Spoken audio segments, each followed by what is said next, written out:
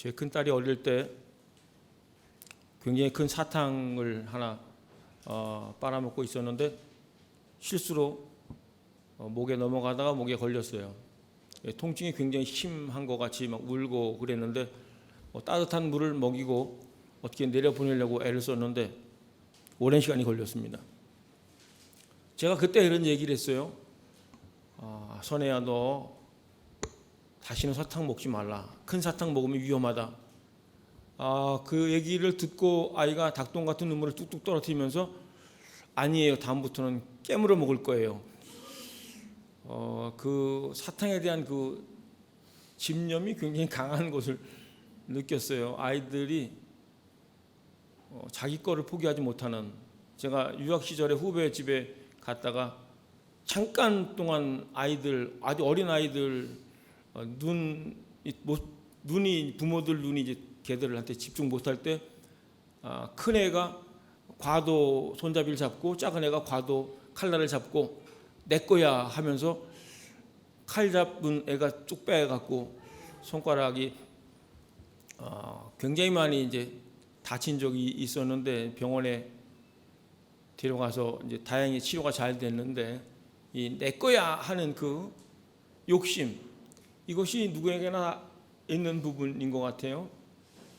원숭이 사냥에 대해서 아실 거예요. 입구가 좁은 이제 항아리 이런 데다가 바나나 놓으면 원숭이가 와가지고 바나나를 집었는데 사람들이 자기를 사냥하라고 사람들이 오는데도 그 바나나를 포기하지 못하고 손을 이렇게 놓지 못하고 바나나를 쥐고 있다가 잡힌다는 얘기를 들었을 거예요. 우리가 볼 때는 참 어리석다. 그 바나나가 뭐라고 자기 생명과 바꾸느냐 그렇게 생각할지 모르는데 우리는 욕심, 탐심이 없는가? 나도 그렇게 혹시 어리석은 짓을 하고 있지 않은가를 살펴보는 시간을 좀 가지려고 해요. 나는 탐심을 좀 다스리고 있는가? 탐심을 물리치는 자인가? 생각해 보는 시간 될 수 있기를 바랍니다. 오늘 말씀에 보면은 한 사람이 요청을 해요. 우리 형한테 얘기해가지고 형의 그 재산을 좀 나한테 좀 나눠 주게 해달라고 요청을 합니다. 아무래도 이제 형이 동생의 목을 많이 좀 차지하려고 했던 것 같아요. 그래서 많은 무리 중에서 이 얘기를 하는 것을 보고 예수님이 말하죠. 사람의 생명이 소유에 넉넉한 데 있지 않다. 그러면서 누가 나를 너의 재판장으로 세우느냐 그 말씀을 하는 거예요. 여러분, 탐심이라는 것은 이제 조심해야 하고 또 경계해야 될 것입니다. 이스라엘 백성들은 광야에서 먹는 얘기를 했어요. 만나를 계속 먹다 보니까 이제 좀 실증이 심해가지고 이집트에 있을 때 고기 먹던 얘기를 막 하지 않습니까? 뿐만 아니라 이제 사무엘서에 보면은 홈리와 비느하스라는 제사장이 하나님께 드려지기도 전에 날고기를 가져오라고 얘기를 하지 않습니까? 먹는 것에 대한 탐심. 물론 하나님을 알지 못했고 제사를 멸시하는 자라는 얘기가 나오지만 그들 속에 탐심, 식탐이 있었어요. 그거를 다스리지 못하고 결국에는 죽게 된 이야기가 성경에 나와요. 현대병의 많은 경우에 이제 못 먹어서 생긴 병보다는 많이 먹어서 생긴 병들이 좀 있는 것 같지 않습니까? 여기는 그런 분 없을지 모르겠는데 그만 먹어야 되는데 그러면서 자꾸 드시는 분이 계세요. 이거 먹으면 안 되는데 오늘까지만 먹자. 그 이제 식탐을 절제하지 못해서 이제 성인병이 오고 아픈 경우가 좀 많죠. 물욕이 있어요. 물질에 대한 욕심. 못된 왕 아합의 부인 이세벨, 굉장하던 이세벨의 그 표독스러움, 독함. 그 남편이 이제 나봇의 포도원을 갖고 싶은데 막 끙끙 앓고 있는 걸 보니까 이 부인 황후가 꾀를 내 가지고 억지로 강제로 뺐지 않습니까? 그런데 성경을 읽어본 분은 알지만은 결국에는 이제 이세벨이 죽게 되지 않습니까? 욕심이라는 것이 얼마나 끝이 좋지 않은지를 성경 이것저것에서 보여주고 있어요. 다윗 임금도 뭐 임금으로서 권력을 갖고 물질도 갖고 명예도 갖고 많은 것을 가졌는데 정욕이 들어오지 않습니까? 그래서 남의 아내와 이제 간음하고 청부 살인까지 해요. 그래서 나중에 나단 선지자로부터 이제 책망 듣는 게 그거지 않습니까? 내 집에 칼이 떠나지 않는다. 그래서 압살롬이 이제 반역하고 다윗이 왕궁을 버리고 이제 도망가는 일도 생기고 왕자들을 뭐 죽이는 일들 뭐 이런 일들이 이제 생기는 일들이 피를 흘리는 일들이 생기는 이유가 정욕을 다스리지 못해서 그런 부분이라고 성경을 통해서 우리가 배울 수가 있어요. 뭐 뉴스를 보거나 이제 인터넷 하는 분들은 이제 우리가 가끔 사회적으로 인정받고 명성을 오랫동안 쌓아둔 훌륭한 분들이 성적인 절제를 못해서 패가망신하는 사례를 종종 보았을 거예요. 어떤 분들은 생을 마감하기도 합니다.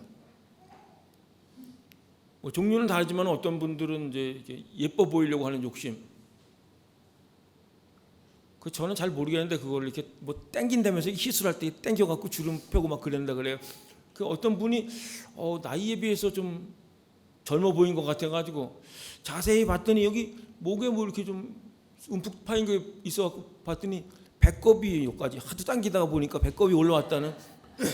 뭐 저도 이제 누구한테 들은 얘기인데 그 이제 우리가 어떤 뭐 남에게 잘 보이려고 하는 젊어 보이려고 아니면 또 믿음 좋은 사람 하나님의 사람 뭐 이렇게 좀 보이려고 하는 그 어떤 과시욕 인정욕구 이런 것들이 있어요.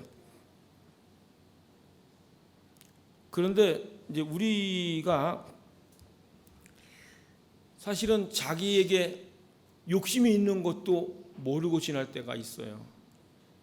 제가 부목사를 이제 사임하고 선교단체 훈련 받으러 들어갔을 때 선교사님들이 저를 위해서 기도하면서 저를 위해서 받은 성경 구절이라고 한 구절을 선물과 같이 올려놨는데 갈라디아서 1장 10절 말씀인데 그 내용 중에 내가 지금까지 사람을 기쁘게 하였으면 그리스도의 종이 아니니라. 그 말씀을 받고 제가 막 가슴이 막 떨리면서 그냥 큰 뭐 뒤통수로 맞았다는 내용이 그런 것 같아요. 엄청 큰 울림이 그 말씀을 통해서 받았어요. 제가 뭐 주님을 위해서 애를 쓰고 노력하고 열심히 산다고 살았는데 제 마음 깊은 곳에 성도들로부터 많은 부목사님들 중에 이현복 목사님이 사랑이 제일 많아요. 이현복 목사님이 그래도 뭐 믿음의 사람이고 성도를 제일 아껴요. 그런 얘기를 듣는 것에 제가 익숙해졌고 성도들의 어떤 칭찬, 인정을 받으려고 하는 마음이 이 속 깊은 곳에 있었다는 것을 그 말씀을 통해서 제가 발견하고 정말 회개 기도를 드리고 사람의 어떤 칭찬으로 만족하는 게 아니라 하나님과의 만남을 통해서 만족하려는 그런 이제 전환점을 맞게 됐는데 제가 드리는 말씀은 우리 속에 꽈리를 들고 있는 욕심을 본인이 모를 때가 있어요. 아내나 남편 또 자녀를 자기 마음대로 하려는 리모컨 욕심. 이제 리모컨으로 이렇게 하는 것처럼 조정하려고 하는 욕심이 있어요. 겉으로는 다 당신 잘 되라고 하는 소리고 다 너네들 잘 되라고 하는 소리라고 얘기를 하면서 이제 부모가 이렇게 어느 학교를 가고 또 어느 학원 가고 어떤 과외 선생님 하고 세팅을 다 해놓고 그게 있어요.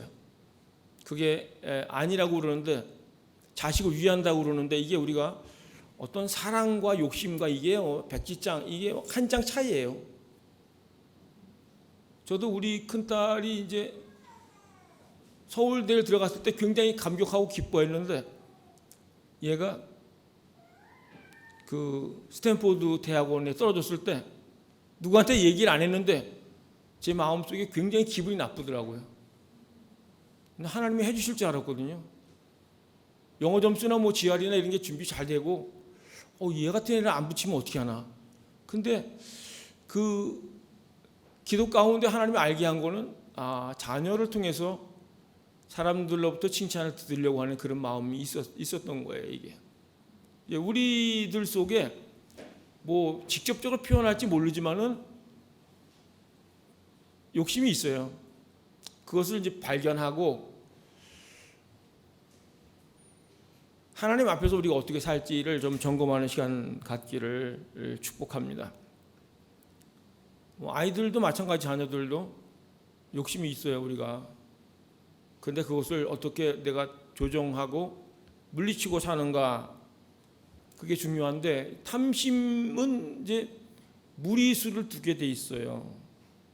야고보서 1장 15절에도 욕심이 잉태한즉 죄를 낳고 죄가 장성한즉 사망을 낳는다고 말씀하고 있지 않습니까? 기본적인 욕구는 다 이제 모든 사람에게 있는데, 이게 지나치는 거, 뭐 수면욕, 자는 거 졸리면 자야죠. 근데 늘어지게 자는 게 이게 또 문제 아니겠어요? 먹는 거, 뭐 하는 거 마찬가지예요. 하나님께서 우리에게 주시는 말씀을 잘 귀담아 들을 수 있길 바랍니다. 모든 탐심을 물리치라. 여러 종류의 탐심이 있는데 그것을 우리가 경계하고 조심하고 물리쳐야 된다는 거예요. 탐심이 이게 들어올 때 그것을 붙들고 그것을 즐기고 하면 문제가 생겨요. 오늘 말씀에 보면은 이제 부자가 농사가 너무 잘 됐어요. 쌓을 곳이 없도록 창고가 모자랄 정도로 이제 풍년을 이루었는데 너무너무 행복한 거 아니에요? 이제 창고 다시 짓자, 헐고 다시 짓자, 크게 짓고 물건하고 곡식 쌓아두고 여러 해 동안 먹고 마시고 쉬고 즐기자. 뭐 자기 영혼에 대해서 뭐 굉장히 기대감을 갖고 있는데 주님이 말씀하시는 거 아니에요?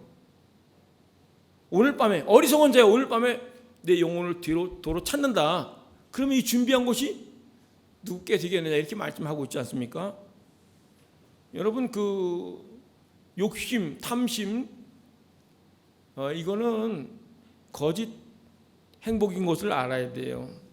물론 이제 통장에 돈이 쌓이는 것, 물질이 쌓이는 것, 또 우리가 사회적으로 인정을 받고 진학을 하고 뭐 취업을 하고 뭐 여러 가지 이게 성공하는 부분들이 나쁜 건 아닌데, 욕심이 들어가면요, 기도도 오염이 돼요. 기도에 탐심이 묻어나요. 여러분, 집을 살 때 어떻게 기도합니까? 하나님, 저평가된 집, 좋은 집을 어떤 값에? 싸게 사게 해달라고 기도를 해요. 그게 몇 년 살았어요. 그러다 그 집을 팔게 되면 또 어떻게 기도합니까? 하나님, 이 집을 어떤 값에? 비싼 값에 팔게 해주세요. 이렇게 기도를 합니다. 그게 기도 가운데 우리 욕심이 들어간 거예요. 우리 청소년들은 시험 보기 전에도 기도하죠. 하나님, 좋은 점수 맞게 해주세요. 뭐 이제 진학할 때도 뭐 수능이든 어떤 목표가 있으면 하나님 잘 되게 해주세요. 공부는 잘 안 해놓고 붙게 해주세요. 이런 것이 이제 기도에도 이제 간절한 소원이 있다 보니까 욕심이 이제 들어간 거예요.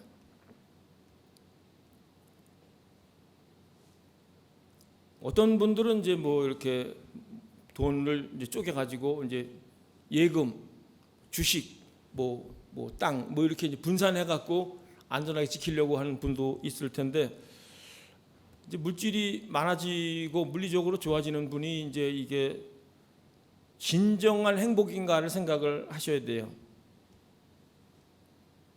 잠시 행복인 것을 기억하셔야 돼요.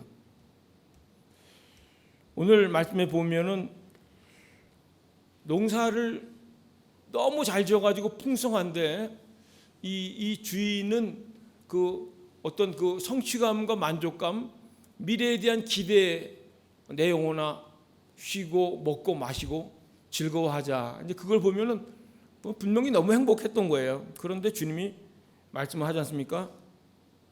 오늘 밤에 내 영혼을 도로 찾으면 내가 준비한 것이 누구 것이 되겠냐, 그렇게 말씀하고 있어요. 여러분, 물질이 주는 안정감이 있어요.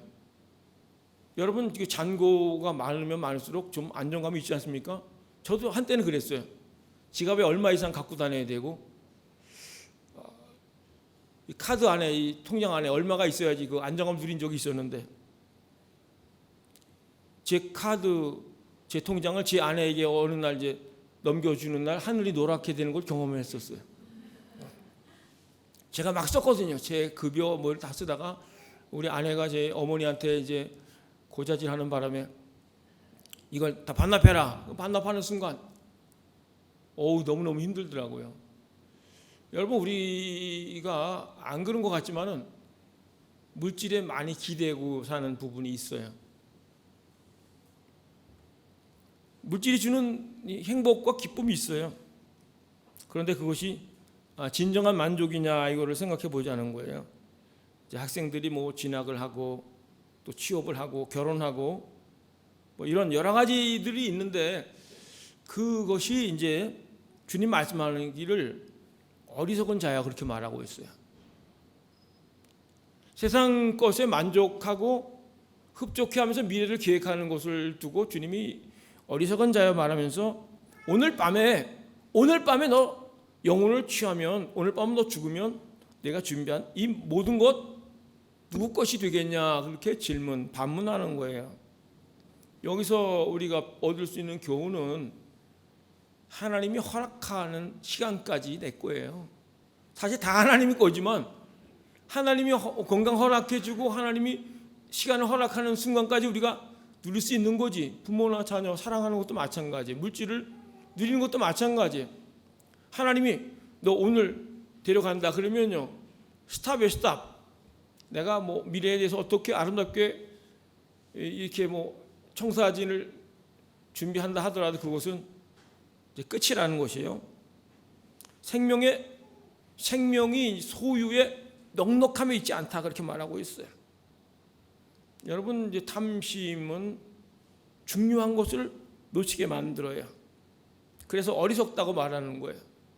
물질 세계가 사실은 이게 행복한 것 같지만 영적인 행복이나 다른 행복에 비하면 비교조차가 안 되는 건데, 그래서 바울은 뭐 배설물처럼 버렸다고 얘기하면서 그리스도를 얻고 그 안에서 발견된다고 말하는 부분은 그 주님으로부터 오는 그 기쁨과 행복의 차원을 깊이 경험했기 때문에 세상 것이 그냥 너무너무 시시하게 생각을 한단 말이에요. 그런데 우리는 여전히 이제 신앙생활하고 예배당에 오가면서 은혜를 받는다 하면서도 이 물질 세계에 대한 뭐 계획을 갖고 거기에 만족하면서 거기에 준비하고 욕심을 갖고 산다면 다시 생각해 보자는 거예요. 탐심은 눈을 어둡게 만들어요.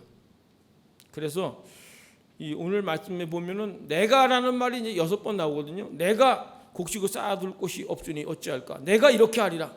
내 곡간을 헐고 더 크게 짓고 내 모든 곡식 쌓아두고 내가 내 영혼에게 이르되, 자기가 주인공이 되고 자기가 중심이 돼서 사는 거예요. 그래서 탐심을 가지면 자기밖에 못 봐요. 저 사람이 얼마나 아픈지, 얼마나 고민하는지 그게 안 보이는 거예요. 이 부자가 농사가 잘 돼가지고 창고에 쌓을 곳이 없도록 소출이 많으면 누군가 씨 뿌리고 또 김 매주고 거두고 애썼을 거 아니에요. 일하는 사람들이 수고했을 거 아니에요. 그 수고하다가 뭐 낫에 손을 베기도 하고 뭐 다치기도 하고 그런 것에 대한 것은 전혀 없고 안중에 없어요. 계획은 나는 너무 좋다 이렇게 말하니까 곡간 헐고 다시 짓자. 여러 해 동안 쌓아두고 먹고 마시고 즐거워하자. 이제 그것이 탐심이 가진 폐해라는 거예요. 더불어 살지 못하고 자기만 생각하는 거예요. 관점도 이제 뭐 어떤 물질의 관점, 세상의 관점으로 평가를 하는 거죠. 제가 제안드리고 싶은 거는 탐심을 물리치려면은 훈련을 하려면은 나누는 훈련을 하시는 것을 제가 제안을 드려요. 흘려보내는 거예요.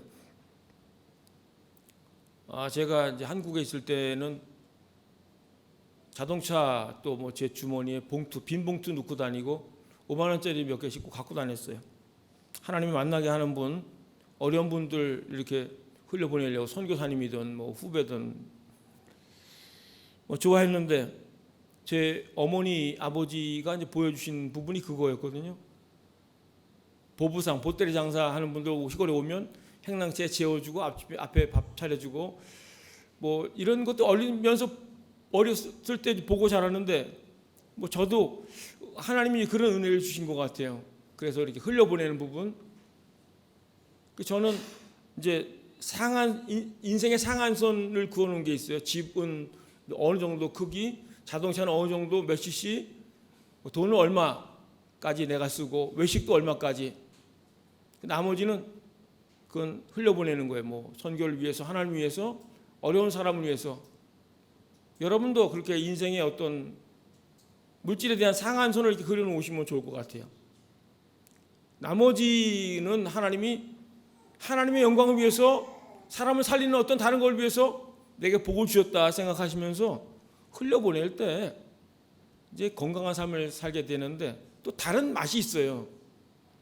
내가 막 움켜쥐고 싸고 더 많고 이렇게 하는 부분이 그 기쁨인 것 같지만 흘려보낼 때 주님이 주시는 기쁨이 있다는 것을 아셔야 돼요. 나는 넉넉해지면 뭐 하겠다.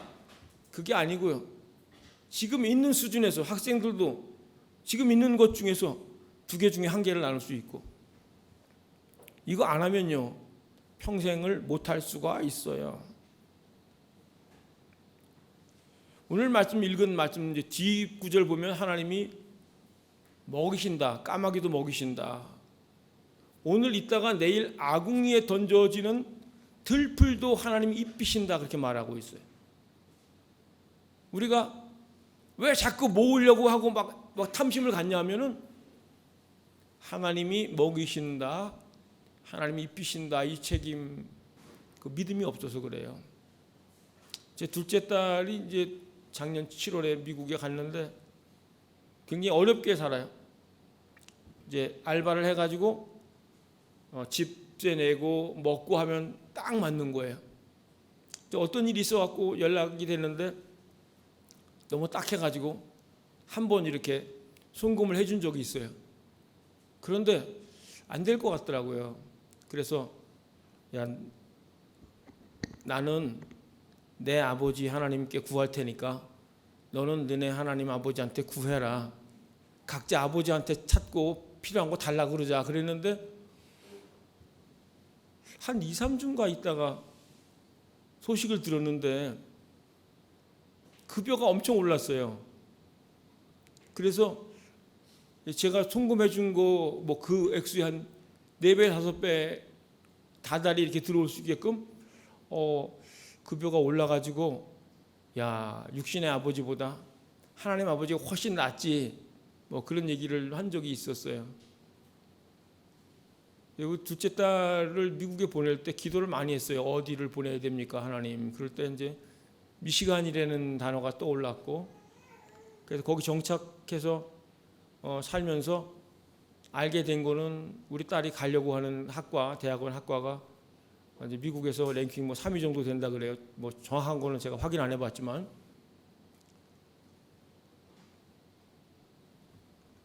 부모가 이렇게 어떻게 뒤를 봐주거나 이렇게 한 부분이 아닌데 하나님이 인도하셔서 저는 볼 때는 이게 하나님이 해주셨구나. 뭐 그렇게밖에 얘기할 수가 없어요. 같이 그 룸메이트 하던 분이 이제 떠나고 다른 분이 오기로 했는데 자기 대학원 들어갈 날에는 똑같은 과 박사과정 하는 분을 이제 만나게 해주셨는데 지나면서 느끼는 부분이 뭔가 하면은 우리가 이렇게 자녀를 내가 이렇게 어떻게 핸들링하고 내가 어떻게 해서 끝까지 책임지려고 하는 그것이 어떻게 보면은 아까 말한 것처럼 사랑과 욕심, 요거의 이제 한 장 차이인데, 요셉이나 사무엘이나 다니엘 같은 경우 보면은 부모를 떠났지 않습니까? 부모를 떠났는데 하나님을 찾고 하나님을 만나면서 하나님의 인도를 받아요. 그래서 남의 나라에 가서 그 사회에 이제 주역이 돼서 영향을 끼친단 말이에요. 그래서 우리가 부모가 자녀가 필요한 모든 걸 다 챙겨주고 100% 뭐 다 돌봐준다. 그것이 참 부모의 사랑이고 좋은 점인데, 자녀가 어떤 것을 얻기 위해서 하나님을 절박하게 찾고 구하는 것을 부모가 막는 게 아닌가, 그런 생각도 해봐야 돼요. 자녀가 어떤 결핍 때문에 하나님을 찾고 목마르게 부르고 그러면서 하나님을 만나면서 길이 열리는 부분도 충분히 있는데, 우리 부모들이 사랑이라는 이름, 그 이면에 있는 자녀를 통해서 뭔가 얻으려고 하는 반대급부, 그게 욕심이라면 그것을 하나님께 맡기는 훈련, 내어 맡길 때 하나님이 비로소 자녀들의 손을 잡고 자녀가 하나님의 손을 잡고 서게 되는 것을 이제 경험하게 되는데, 오늘 있다가 내일 아궁이에 던져지는 들풀도 하나님이 입히신다고 말씀하셨기 때문에 우리의 미래, 우리 자녀의 미래를 하나님께 맡기면서 자유를 누리고 평강을 누리는 성도가 될 수 있기를 축복합니다.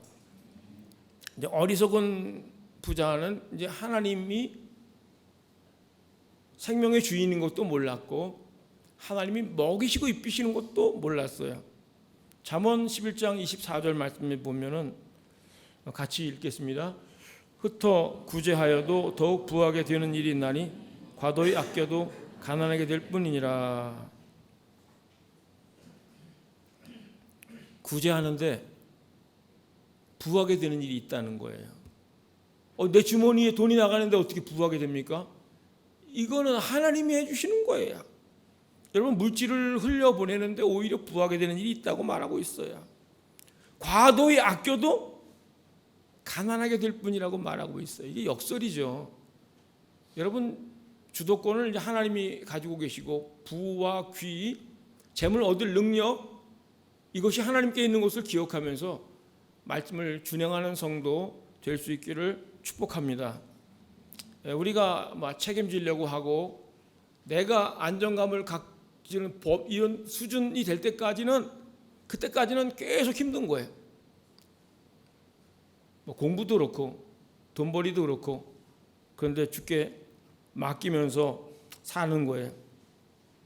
탐심을 왜 버려야 되는가 하면은, 탐심이 영적 빈곤을 만들어요. 물질 세계를 추구하면 하나님을 인식하지 못하고 자기 영혼을 위해서 준비를 못하고 시간을 보내는 거예요. 그래서 어리석은 자다, 그렇게 얘기를 하고 있어요. 영적 가난뱅이가 되는 거예요. 좀 안 좋은 말로 하면. 물론 물질도 있고 학위도 있고 직장도 있고 또 주식이 상한가를 칠 수도 있고 자녀들이 잘 될 수도 있고, 그런데 내 영혼이 주님 안에서 부요를 누리고 있는가, 그거예요. 여러분, 영적 빈곤을 위기로 느낄 줄 아는 사람이 지혜로운 자예요. 기도도 안 되고 찬양도 안 되고, 남들은 은혜롭다는데 예배도 은혜가 안 되고, 그러면 영적 위기구나 생각을 하셔야 돼요. 영적 빈곤이 온 것을 모른다는 것이 안타까운 일이에요. 하나님에 대해서 부요하지 못한 자가 이와 같다 그랬는데, 반대로 말하면 하나님은 부요하신 분이에요. 내가 온 것은 양으로 생명을 얻게 하고 더 풍성히 얻게 하려 하심이라 말씀하셨어요. 그래서 주님 안에, 물질을 떠나 초월해서 우리가 주님 안에 있고 말씀 안에, 말씀, 기도, 이런 영적 생활을 통해서 주님의 부요를 경험하는 자가 진짜 부자예요. 근데 우리가 어떤 세상에 뭐 교양이나 지식이나 물질을 얻는 것, 그거는 아주 하나님을 만나고 경험하는 것에 비하면 낮은 수준의 것인데, 이 부자는 세상적으로 볼 때는 탑 클래스예요. 다른 사람이 부러워하는. 그런데 영적으로는 부유하지 못했다. 자기 자신을 위해서도 준비하지 못한 인생을 산 거예요. 사랑하는 성도님들이, 만약 주님이 오늘 나를 부르시면은 나는 어떤 준비가 되었나 생각을 하실 수 있기를 바랍니다.